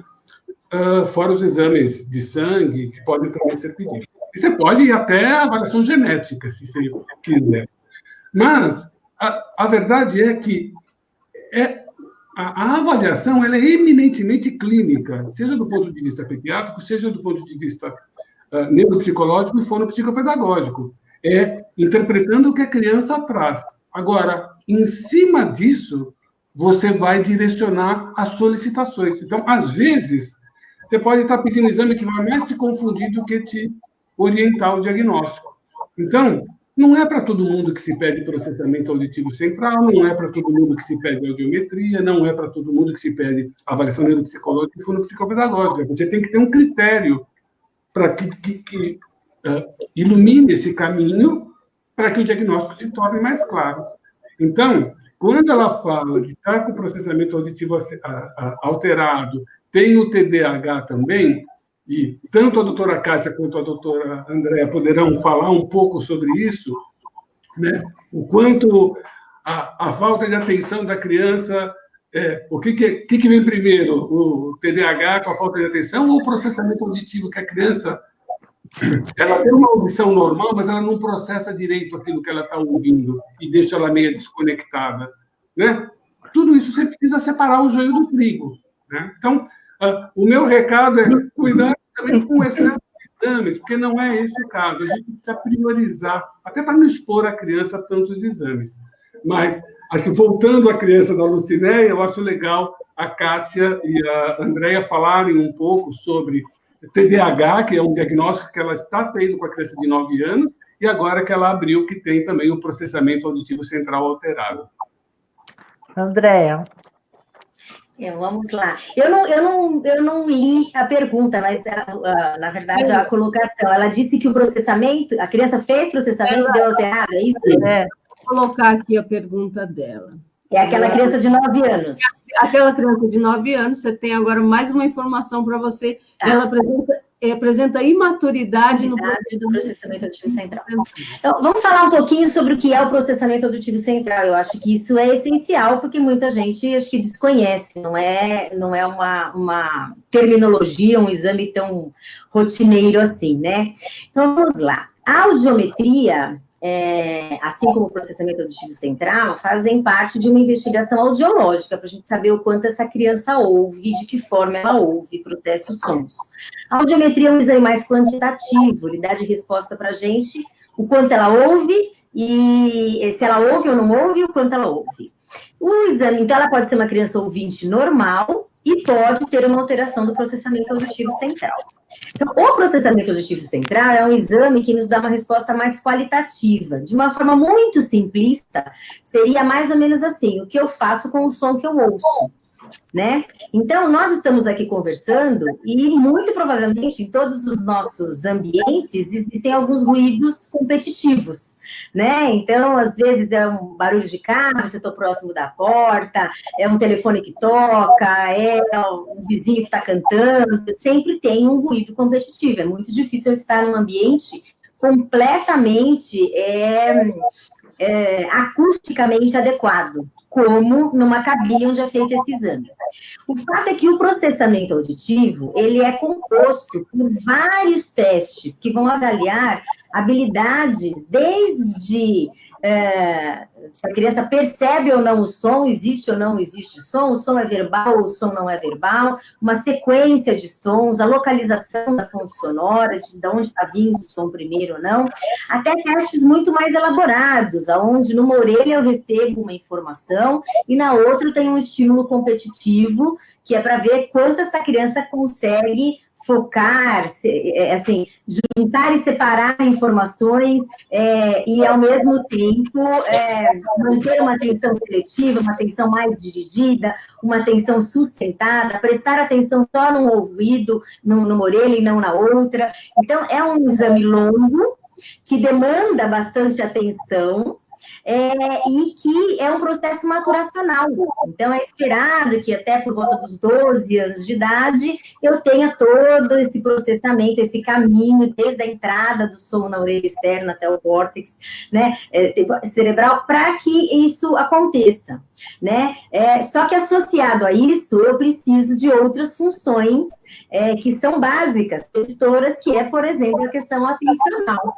Então, ela não especificou, como eu havia falado, se a criança é mais desatentiva, ou é hiperativa, ou é combinado. Então, você imagina, esse exame às vezes dura 50 minutos, 1 hora, dependendo da performance da criança, mas a criança fica quietinha, sentadinha numa cadeira, dentro de uma cabine, sozinha, para prestar atenção nesses detalhes, que são desses testes, o quanto isso pode influenciar negativamente. Então, nós, por exemplo, a nossa equipe aqui, a gente, quando existe essa suspeita ou já o diagnóstico de TDAH, a gente tem muita cautela ao pedir esse exame, porque se a criança ainda não está medicada, ou se a criança tem um comportamento muito agitado, ou é extremamente desatenta, com certeza esse exame não vai ser fidedigno, o resultado, porque existe uma influência comportamental. Então, muitas vezes, se a criança, né, por exemplo, a doutora Kátia, na avaliação dela, faz o diagnóstico, né, assim, corroborando a hipótese do doutor Francisco, do início da avaliação, da triagem dele, de déficit de atenção e hiperatividade, o doutor Francisco, desde que tenha a indicação, faz a criança começa um tratamento farmacológico para a gente tentar controlar melhor, muitas vezes vai para uma terapia cognitivo-comportamental também para ajudar, ou faz as duas juntas, ou uma ou outra, dependendo da idade da criança e da necessidade, para só depois a gente pedir esse exame, se realmente a gente achar muito necessário. Porque a gente sabe, de alguma forma, pela avaliação clínica, aquilo que estará alterado ou não. Então, aquilo que o doutor Francisco bem pontuou, a gente acaba não fazendo esse combo, vou pedir tudo, porque assim eu fico livre dessa, né, de qualquer... A gente pede diante da necessidade, porque a gente vai expor a criança, muitas vezes o resultado vai vir, vai bater, e o resultado desses exames, eles são avaliações complementares à nossa avaliação clínica. Então, eles têm que vir e a gente fala, olha, de fato, isso daqui está justificando o que eu observei aqui, o que a escola relatou, o que o relatório da doutora Kátia demonstrou, a gente vai costurando, né? É um quebra-cabeça, uma avaliação multidisciplinar. Então, o exame tem que vir para nos ajudar a fechar, a montar este quebra-cabeça, e no caso de uma terapêutica, né, necessária, esse exame vai nos direcionar para aquilo que precisa ser estimulado de forma mais hierárquica, vamos dizer assim, não preciso partir do zero. Mas isso a gente tem que ter muito cuidado ao solicitar, porque ele acaba, às vezes, mais confundindo do que ajudando, porque você fica nessa dúvida, será que o exame, eu posso confiar nisso? Né? Se eu tenho uma audiologista de muita confiança, ela vai me ligar e vai me dizer, olha, Andréa, na hora de fazer o exame, levei 3 sessões, ele não parou, eu tive que retomar o tempo todo. Então, eu sei que ela teve cautela e teve muita ética e profissionalismo para conseguir concluir o exame. Se é uma audiologista que eu não conheço e que talvez não tenha essas sutileza, sensibilidade para executar e de interpretar esse exame, ele vai vir só, como a doutora Kátia comentou logo lá no início, só com a pontuação final dele, com a produção, mas sem esses comentários. Então, o exame se torna muitas vezes pouco fidedigno, né? Então, a gente tem que levar em consideração isso. E aí, uma vez diagnosticado, uma vez passado por toda essa análise multidisciplinar, uma vez que o professor identificou e o médico, né, a equipe de vocês constatou esse diagnóstico, tem uma pergunta aqui da Daniela que o retorno disso. Após esse diagnóstico, qual trabalho ou ação pode ser realizada na escola que auxilie esse desenvolvimento concomitante com o tratamento? Perfeito.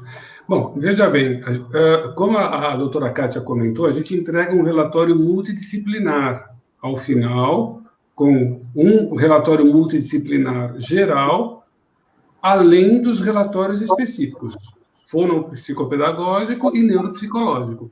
E a gente acrescenta as orientações para a família, para a escola e quais as terapias que a gente recomenda.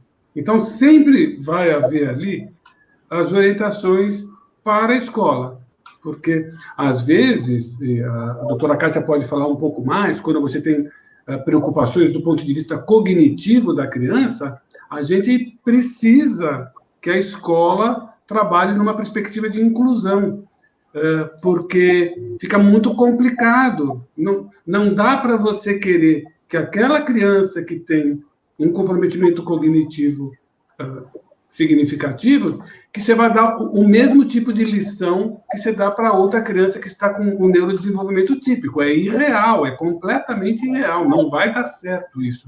E aí, é toda uma área que eu acho que a doutora Kátia tem bastante propriedade para estar comentando, do ponto de vista de inclusão, das dificuldades que a gente acaba tendo para essa execução do processo de inclusão. Mas a gente procura deixar todos os níveis alertados e todas as terapias indicadas para depois reavaliar se está funcionando.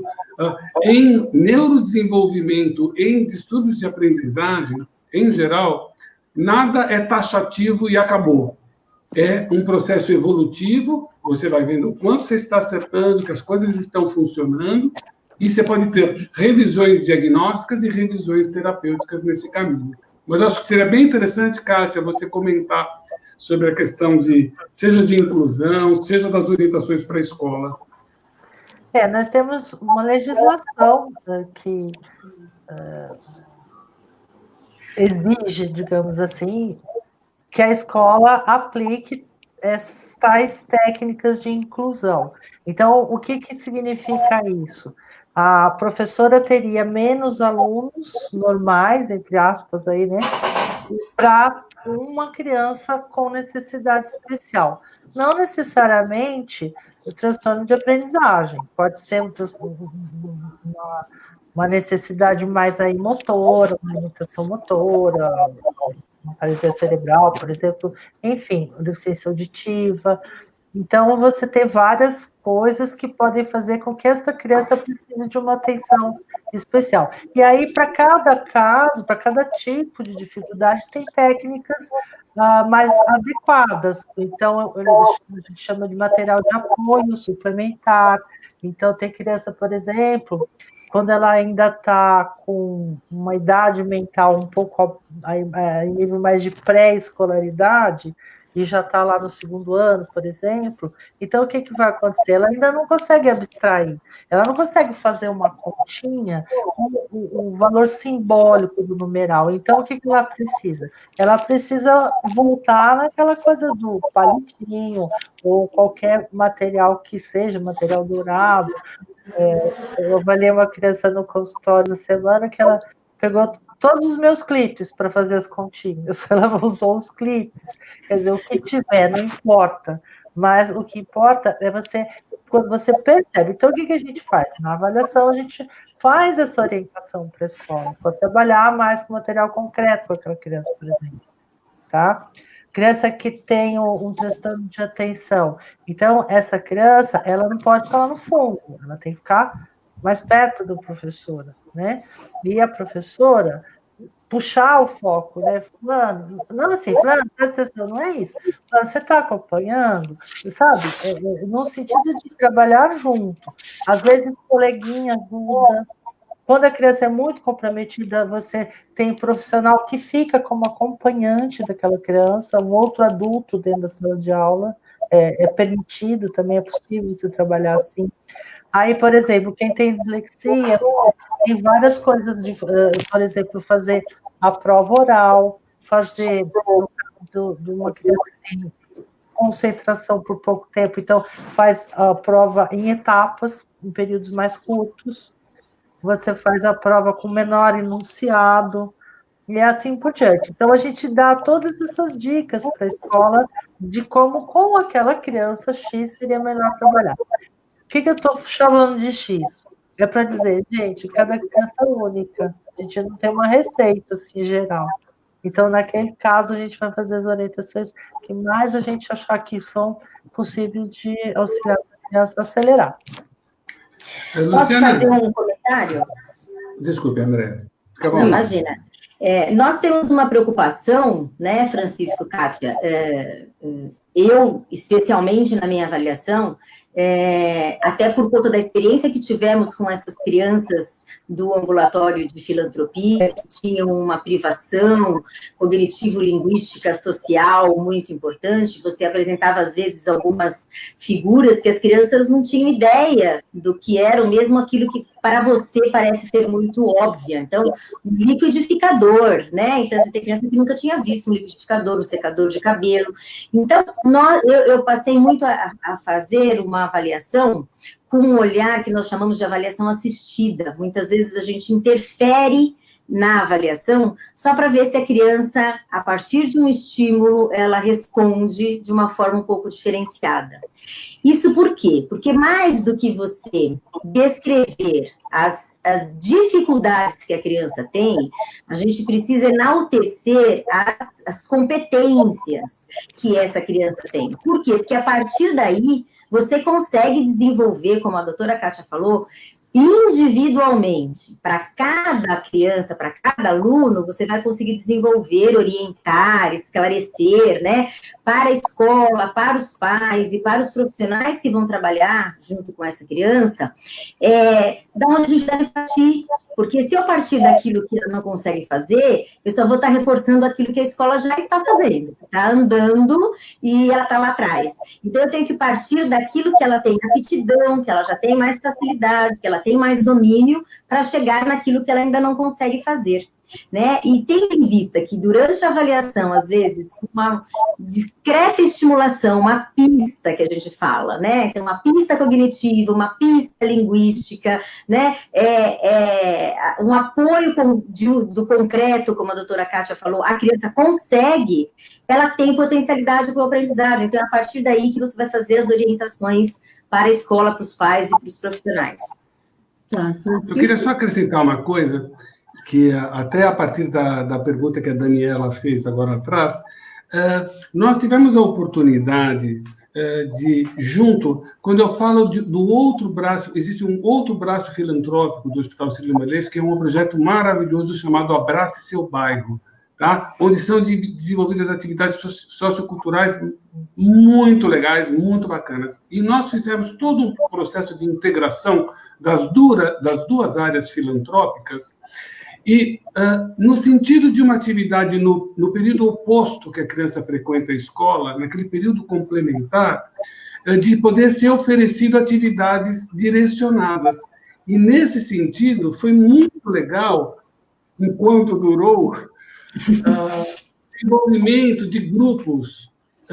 Então, nós temos grupos para trabalhar fluência de leitura, grupos para deficiência intelectual leve, grupos para deficiência intelectual limítrofe, grupos onde o processamento auditivo central era o problema mais importante da criança. Ele era a causa da maior dificuldade da criança. Não quer dizer que se está alterado o processamento, ele é o problema, mas, em alguns casos, ele é o principal problema da criança. E era muito legal essa possibilidade. O que a gente quer dizer, essa experiência de Abrace Seu Bairro, ela poderia ser reproduzida num CEL, em fundações, por exemplo, lá na Bela Vista tem a Dom Orione, que é da Igreja Aquiropita, que o pessoal trabalha também. Então, seria um caminho muito interessante para a estimulação num período oposto, onde você... Não é uma questão de segregar, não, mas é que as crianças tenham mais ou menos a mesma dificuldade e que seja atrapalhada, porque uma anima a outra, uma interfere com a outra e isso potencializa o trabalho, né? É só um comentário, porque é um trabalho muito bonito e sempre foi muito interessante, assim, os resultados. Gente, nós temos um monte de perguntas aqui e temos... Manda ver. Só de live... Só temos meia hora, vocês acreditam que já foi 1h30? Meu Deus! Mas o assunto é apaixonante, esse é o problema. É encantador. Tem uma imersão com vocês, assim, 2 dias seguidos. Então, eu vou tentar falar aqui algumas perguntas rápidas. Por exemplo, a Eliane, ela tá muito angustiada, porque ela precisava compreender qual profissional ela buscar para ter o diagnóstico, neurologista ou psicólogo, porque já passamos por pedagoga e psiquiatra e nenhum deles deram um laudo final de TDAH. Como é que a Eliane pode fazer? Bom, isso daí é uma terra de ninguém, entre aspas, né? Você tem um transtorno que envolve... Quando é comportamental, envolve psiquiatria. Quando tem um componente aí que demanda intervenção medicamentosa, pode estar, também envolve aí a neurologia. Então, ele é multidisciplinar mesmo. Mas, para esclarecimento diagnóstico, sem falsa modéstia, é o neuropsicólogo que mais acerta. Porque o que eu já recebi de diagnóstico errado, nessa minha longa vida de consultório, porque... a gente tem muito mais paciência, não porque a gente sabe mais, a gente fica horas avaliando, horas. Então, a gente consegue esclarecer bastante com uma técnica que é desenvolvida especificamente para essas coisas, que é a psicologia. Ou então, Eliane, procura esse trio inteiro aí.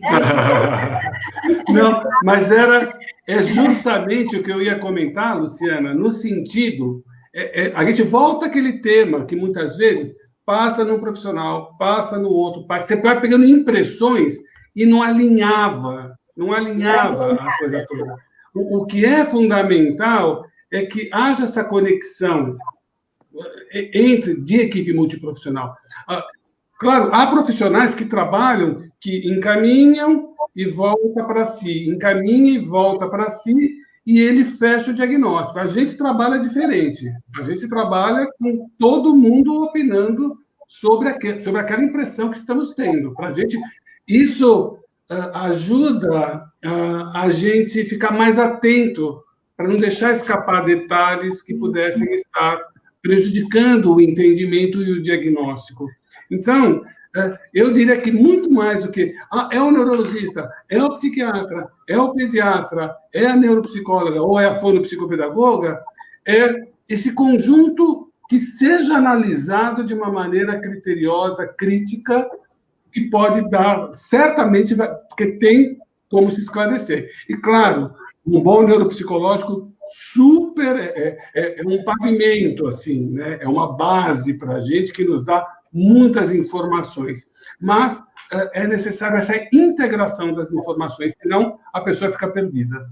Mas isso, por exemplo, pais e famílias que não tenham condições de buscar existe essa integralidade, essa multidisciplinaridade numa investigação no SUS, por exemplo?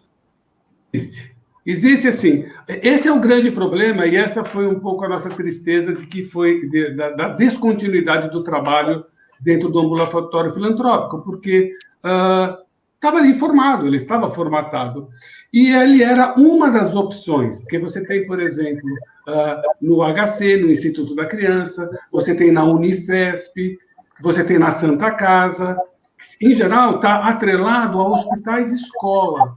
Só que o que acontece? A lista de espera, em geral, é gigantesca. Então, às vezes, você tem uma lista de espera de 2.000 crianças, de 500 crianças, de 800 crianças. Aí o tempo vai passando. Este é o problema, mas existe, sim, de imediato, Santa Casa, Instituto da Criança e a Escola Paulista de Medicina. São locais que se pode chegar... Os cursos de especialização em neuropsicologia, às vezes, recebem os alunos que estão se especializando de forma gratuita também, fazer essa avaliação. Enfim. Faz tudo com fila, né? Isso a gente tem que deixar claro. Tudo que é especialidade no Brasil está vivendo esse problema, né? Mas respondendo à questão que ela falou do serviço público, embora exista, como o Francisco falou e tudo mais, a fila é gigantesca. Então, muitas vezes, quando você é chamado, né, já mudou seu telefone, você já não está residindo mais naquele local, já se passaram muitos anos e, infelizmente, deveria ser uma coisa, um serviço, assim, de forma... já instalada, né, para que fizesse parte porque a demanda é muito grande. O que a gente percebeu foi isso nesses longos anos de filantropia, a demanda é muito grande, mesmo, né, pensando na questão vamos fazer passeatas com distanciamento social, fazer pressão aí no governo para legislar. Né? Olha, é longa essa. Eu criei uma associação brasileira de neuropsicologia para tentar ter força política, mas é pouco, né? Os pais, os educadores têm que ir à luta também. Olha, só comentário. Mas é um assunto que não sei. A gente sempre teve a intenção de que fosse um modelo a ser replicado. Essa sempre foi a nossa intenção. Só que, infelizmente, chegou num ponto que... se encerrou. Não dá para entender direito, mas não houve interesse do setor público pelo projeto, entendeu? Mas a ideia era ser uma coisa que pudesse ser replicada, um modelo que pudesse ser aplicado na Zona Sul, na Zona Leste, na Zona Oeste. O trabalho que a gente fazia era da mesma qualidade que nós fazemos hoje. Igualzinho, não tem nada de diferente. Igualzinho. Temos outra pergunta que apareceu aqui, gente, perguntando sobre medicamento. Medicamento aqui, cadê? Todo TDAH necessita de medicação? Há tratamentos alternativos? A pergunta básica em todas as doenças que a gente pode estar identificando, né, é qual o grau de prejuízo que traz. No caso específico do TDAH, qual o grau de prejuízo que traz, do ponto de vista acadêmico, da criança na escola, com seus pares, com o seu professor em sala de aula, e o prejuízo social, né? Nas interações familiares, na comunidade, na igreja, onde quer que seja, né? Então, sempre você vai fazendo balanço. Você tem, claro, alternativas. Você tem a terapia, em geral, comportamental, que você pode estar utilizando, que pode ter efeitos benéficos e ser suficiente. E, principalmente, analisar a psicodinâmica familiar. Porque, como no TDAH é bastante comum haver algum familiar também TDAH, talvez ele não saiba bem, mas alguém ali também é TDAH, então está meio fácil do ambiente, às vezes, ficar meio conturbado. Né? Então, é necessário uma orientação familiar, vamos dizer, né? No sentido de entender melhor, orientar os pais, um treinamento parental, mas e mesmo uma psicoterapia para a criança. Agora, o que a gente vê na prática, quando é um quadro que traz prejuízo, de fato, para a criança, tanto na área da sociabilidade quanto na acadêmica, a gente vê que a medicação muda, a criança muda da água para o vinho. Ninguém tem dúvida, né? Assim, a gente sabe que prescrever medicação psicoestimulante, todo mundo tem receio. Não adianta, seja um antidepressivo, seja um psicoestimulante, no caso do TDAH, todo mundo, de imediato, tem resistência, e é natural que tenha, né?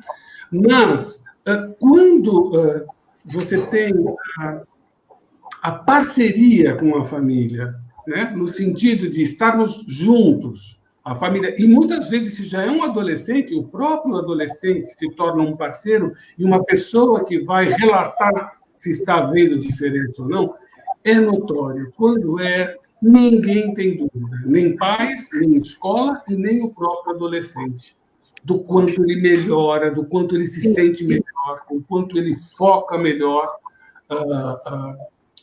à medida em que é abordado. Mas se você tem tanto a abordagem não farmacológica quanto a abordagem farmacológica. E cada caso você vai decidir se optar por uma, por outra, pelas duas, em função da intensidade dos sintomas.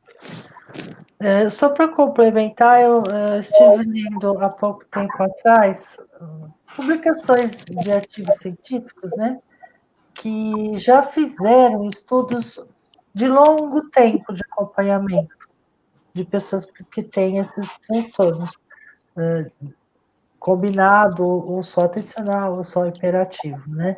E eles conseguiram demonstrar muito bem que aquelas fantasias que a gente tem não se confirmaram, que quem tomou medicação por longo tempo não se tornou dependente, pelo contrário, que a incidência de drogadição é bem menor dentre as pessoas que se trataram com medicação do que aqueles que não tomavam.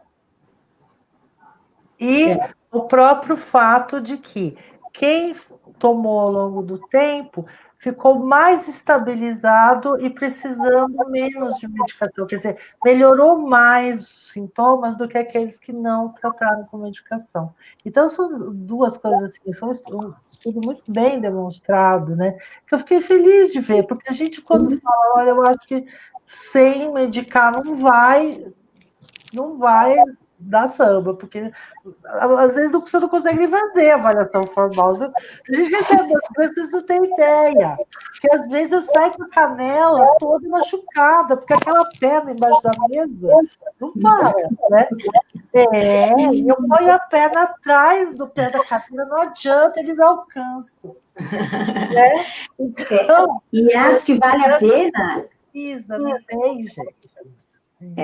Reforçar o quanto é importante a parceria com a família. Porque quando a família confia nos profissionais que estão avaliando o seu filho, fica muito mais fácil a aderência ao tratamento proposto, né? Porque você não está indicando o medicamento ou a terapia porque todo mundo indica, mas você está justificando, você está demonstrando pela queixa que os pais trouxeram, pelo que foi visto em cada avaliação específica, pelo relato da escola, o quanto será benéfico ou não essa conduta que, por exemplo, no nosso caso, o doutor Francisco é a porta de entrada e também a de saída, né, acaba fazendo a devolutiva para esses pais.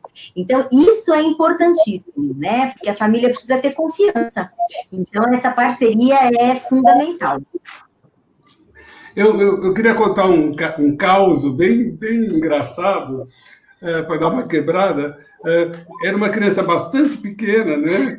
Que a gente avaliou, E eu lembro que a Kátia e a Andréia já falaram, olha, pelo amor de Deus, medica a criança, porque ele não para na sala sequer para avaliar, né? Aí, iniciamos a medicação, ele não tinha 7 anos, talvez, estava próximo de ter 7 anos. Aí eu perguntei para a mãe, falei, o que você está sentindo, como que é? Olha, eu falei, olha, eu acho que ele está melhorando, mas tem uma coisa muito curiosa, o peroeiro, ele falou o seguinte, ele está ficando sentado ele não está se levantando, porque o moleque não parava. Ele precisava dirigir, parar e pegar o moleque. Dirigir, parar e pegar o moleque. Agora ele fica sentado. E isso é um aspecto bastante significativo para falar, porque muitas vezes é muito interessante. Você faz a medicação para o TDAH e a mãe e o pai falam, olha, eu estou achando que ele está meio deprimido. Não é que ele está deprimido, ele está ficando normal agora. Porque era tão excessiva a inquietação psicomotora da criança que é incontrolável. Tem criança que entrou no consultório, você já sabe, porque não para, simplesmente, né? Então, é só uma brincadeira, mas é um caso bem que simboliza bem. Olha, nós temos... É muita coisa que está chegando aqui. Eu até peço desculpas para as pessoas que eu estou colocando algumas perguntas. Nós vamos lá, olha. Primeiro, um agradecimento para a Andréia, da sua xará, dizendo da sua explicação, que foi muito didática. Depois fala com que idade pode fazer o PAC aí, André? Só na fase de alfabetização?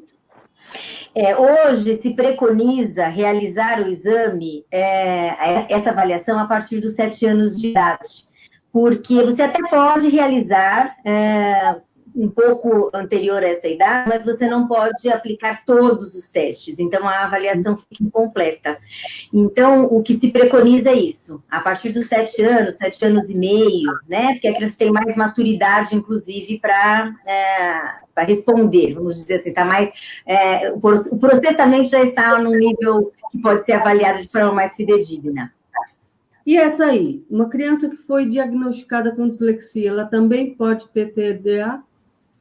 Pode. Aliás, é uma coisa bastante comum, a gente chama na medicina de comorbidade, né? A criança tem uma alteração e tem outra alteração concomitante. No neurodesenvolvimento é muito comum. Então, crianças com TDAH vão ter maior chance de ter dislexia, por exemplo. Então, não é incomum. O que preocupa mais é qual o entendimento, porque às vezes a pessoa entende TDAH por dislexia e vice-versa, entendeu? Então, é muito importante que haja um entendimento pleno de que diagnóstico estamos falando, mas a comorbidade é bastante comum até, de você ter mais de uma patologia ali. Na parte comportamental do TDAH, você pode ter alterações, um transtorno opositor, um transtorno de conduta, você pode ter outras alterações concomitantemente, então não é incomum. E complementando o que o Dr. Francisco está falando, né? Geralmente, quando a criança é diagnosticada com dislexia e TDAH, é comum os pais trazerem para a gente a seguinte questão: o que eu vou tratar primeiro? Né? E, na verdade, não se trata nada primeiro, se trata tudo ao mesmo tempo, né? Porque à medida que eu vou melhorando a questão do déficit de atenção e criatividade, eu vou favorecendo as intervenções para a questão da dislexia. Então, eu preciso tratar as duas. Assim que o diagnóstico esteja estabelecido, a gente inicia o tratamento para os dois diagnósticos. Agora, uma pergunta muito interessante. A escola, o professor, ele vai avaliar do mesmo jeito um aluno diagnosticado com TDAH e uma criança sem o transtorno? Eles recebem a mesma avaliação, a mesma prova, o mesmo critério? Então, nós, na nossa equipe, como o doutor Francisco bem pontuou, nós, ao final, entregamos um relatório individualizado, né? Então, assim, de cada avaliação que foi realizada, e um relatório multidisciplinar onde estão prescritas as orientações específicas para aquele aluno.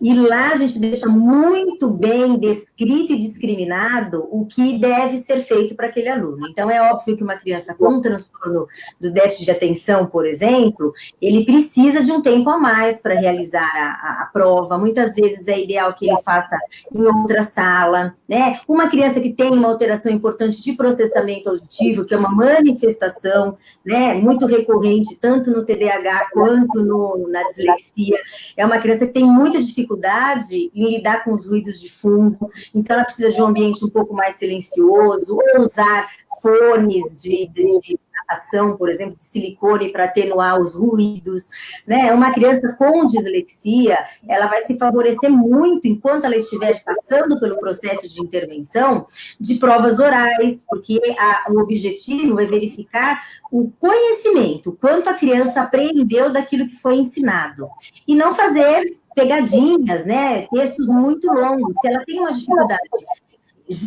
específica para ler, para decodificar os sons, para uma fluência de leitura, memória de trabalho, né, de manter a sua atenção, um texto muito longo, ela vai levar talvez o tempo da prova para ler o texto e não vai conseguir realizar a prova. Então, precisam ser, se faz muito necessário adaptações específicas, mas o professor precisa ser orientado para fazer isso, porque sozinho, muitas vezes, o que acontece é que, às vezes, o bom educador, ele fica atento a várias orientações que ele recebe de alunos anteriores ou da mesma classe que apresentam sinais e sintomas parecidos com aquela criança, e ele faz adaptações por si só, porque a equipe ou a pessoa, o profissional que avaliou a criança não fez essa orientação. Mas, tendo a orientação, o ideal é que a coordenação pedagógica facilite essas adaptações para a criança. Tá.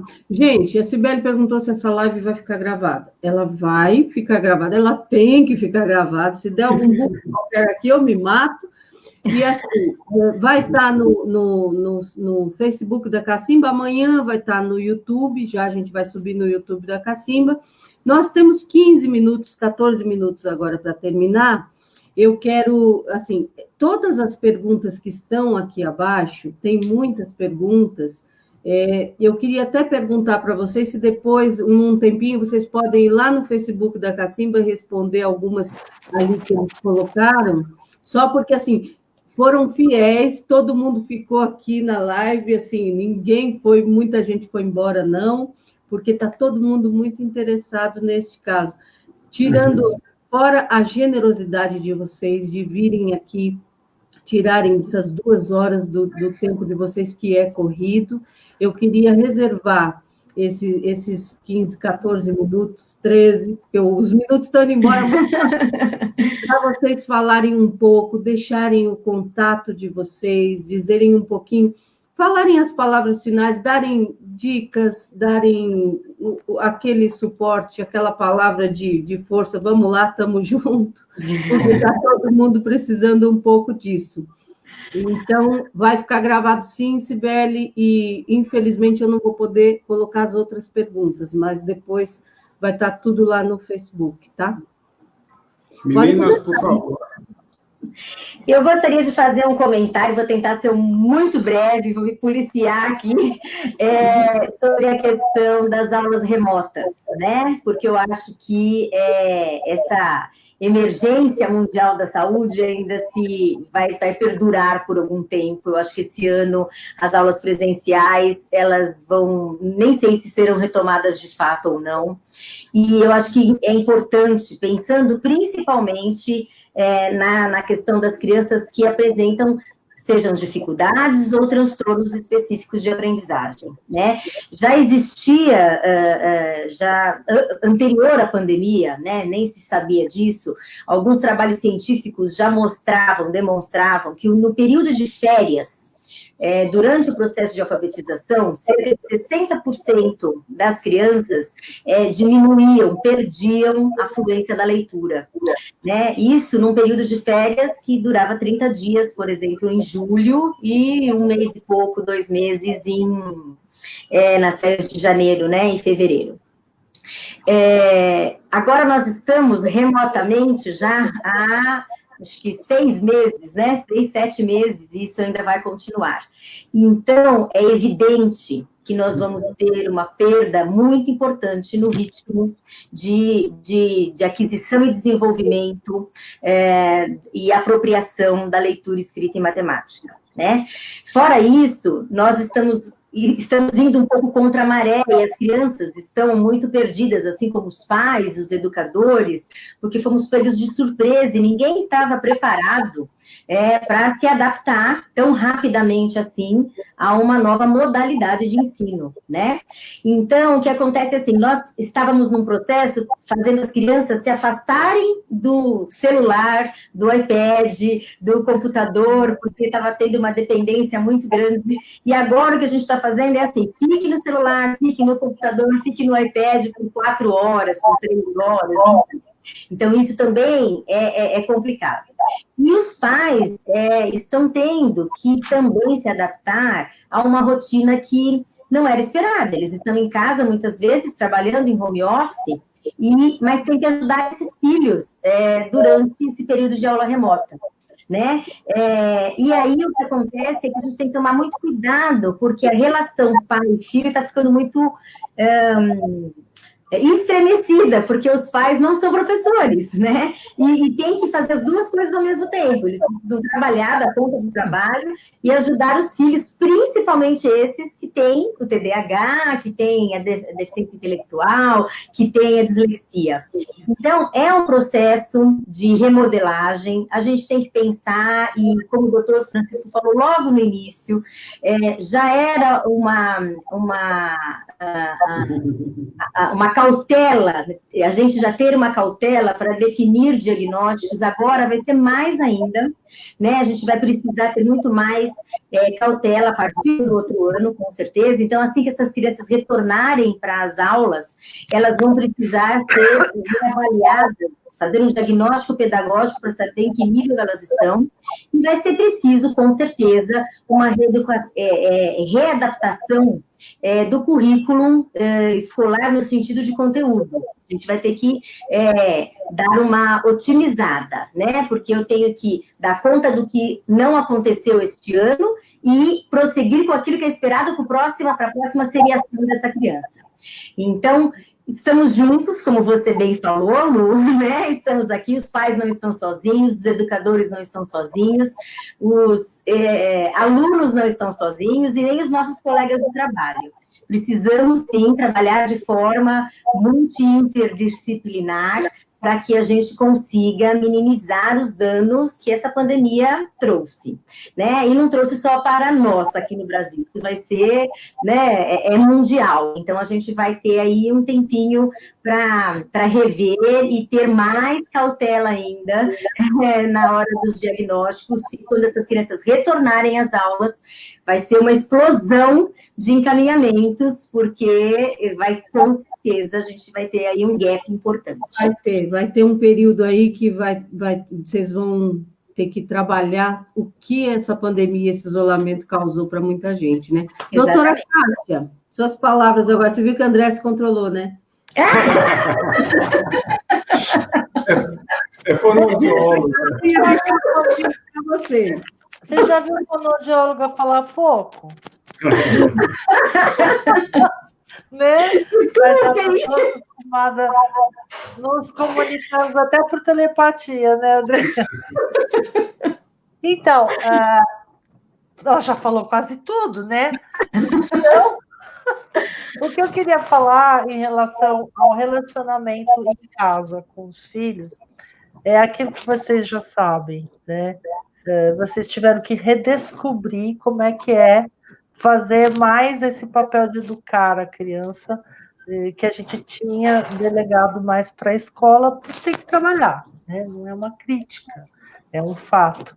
E nesta necessidade, houve muito sofrimento, está havendo, mas eu acho que agora já se acostumou um pouquinho mais, né? Mas esse início, como a André falou, a gente não esperava, então teve muito sofrimento, mas eu acho que também teve muita descoberta, Então, acho que era só isso que eu queria acrescentar.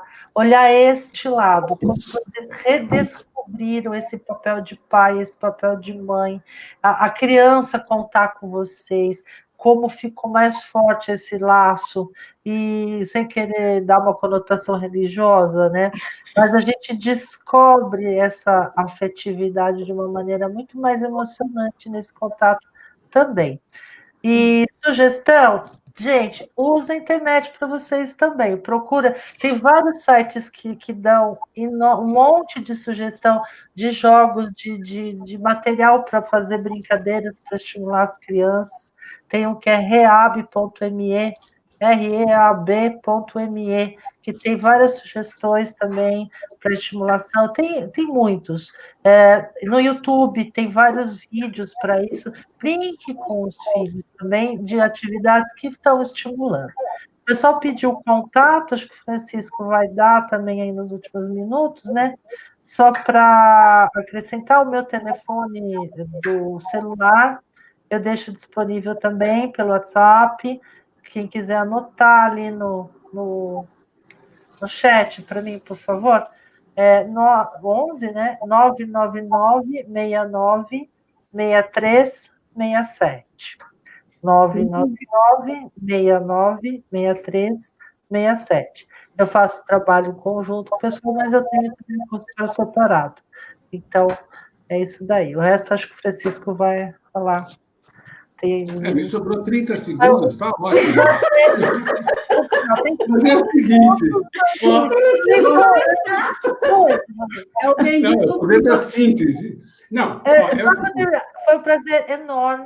Contem sempre com a gente, pelo menos comigo. Olha, nós vamos fazer uma por semana agora. A pandemia, eu, particularmente, o recado que eu daria é o quanto as famílias estão reconhecendo o trabalho dos professores e dos educadores. Eles estão entendendo o que é uma sala de aula, o que é passar. Eu falo isso porque, assim, o meu trabalho, ele chegou nos estudos de aprendizagem, mas começou com creche. Eu trabalhei com educação infantil por mais de 20 anos, né? E a gente sabe, na educação infantil, mais ainda, o que é o trabalho de um educador, né? E agora, na pandemia, a mesma coisa. Não é brincadeira, eu atendo no consultório de pediatria pais e mães que são professores, o estresse que esses professores estão submetidos, porque eles têm que ser pais da criança que está lá e, ao mesmo tempo, ser o professor que está educando as crianças que estão do outro lado da tela. Então, acho que é um momento muito interessante, né? Porque a educação sempre... A gente patina, e a base é aonde tudo tem que ser... É o prioritário, no final das contas. Então, o nosso trabalho se coloca aí, né? À disposição para estar ajudando a menos crianças e adolescentes sofrerem, né, para encurtar um pouco esse caminho, e estamos super à disposição. A Luciana deve deixar no site da Cacimba os contatos da gente. Se quiserem anotar o contato do consultório, é 5561-3368, aqui em São Paulo, né? Mas a Luciana deixará direitinho disponível, junto com a live, os contatos da gente. Mas foi é sempre um prazer, é sempre muito emocionante estar falando sobre distúrbios de aprendizagem. Obrigado pelo convite. Gente, e assim, foi para além do esperado. Assim, eu tinha uma expectativa que essa live ia ser muito especial, mas vocês não fazem ideia de como ela foi realmente importante, principalmente nesse momento em que pais, professores, todo mundo na vida, no mundo, está precisando de se juntar. E é por isso que esse programa Conversas da Cacimba surgiu agora na pandemia, para aproximar as pessoas, mostrar que não estamos sozinhos, estamos juntos, seu problema é o meu problema também, porque eu posso te ajudar em alguma coisa e você pode me ajudar em outra. Então, quando eu pensei em chamar vocês, e esse tema era justamente para mostrar que estamos todo mundo junto mesmo. Eu não tenho palavra para agradecer. E então, fica aqui e fica já o convite, se quiserem falar de temas específicos, a gente faz quinzenal, semanal, esse grupo aqui de novo, falando, porque, de repente, a gente pode provocar aí, fazer um eco e outras pessoas, outros grupos possam se juntar. Não é não? É um imenso prazer participar e, certamente, se você nos convidar novamente, estaremos aqui. O telefone da Andréia aqui, ó, está aqui, fonoaudióloga, psicopedagoga está aqui, o do consultório que eles atendem também está aqui, olha aqui. Sim. E, gente, não tenho palavras realmente para agradecer. Um grande, grande beijo para vocês, uma boa noite. Chegamos aqui, ó, 2 horas cravadinho, mas tem assunto para 10. Para mais 2. É isso aí. Tá bom? Agradecemos. Obrigada. Boa noite, muita gratidão, obrigado mesmo, foi demais. Muito bom. Viu? A recíproca verdadeira. Tchau, tchau. Foi um prazer.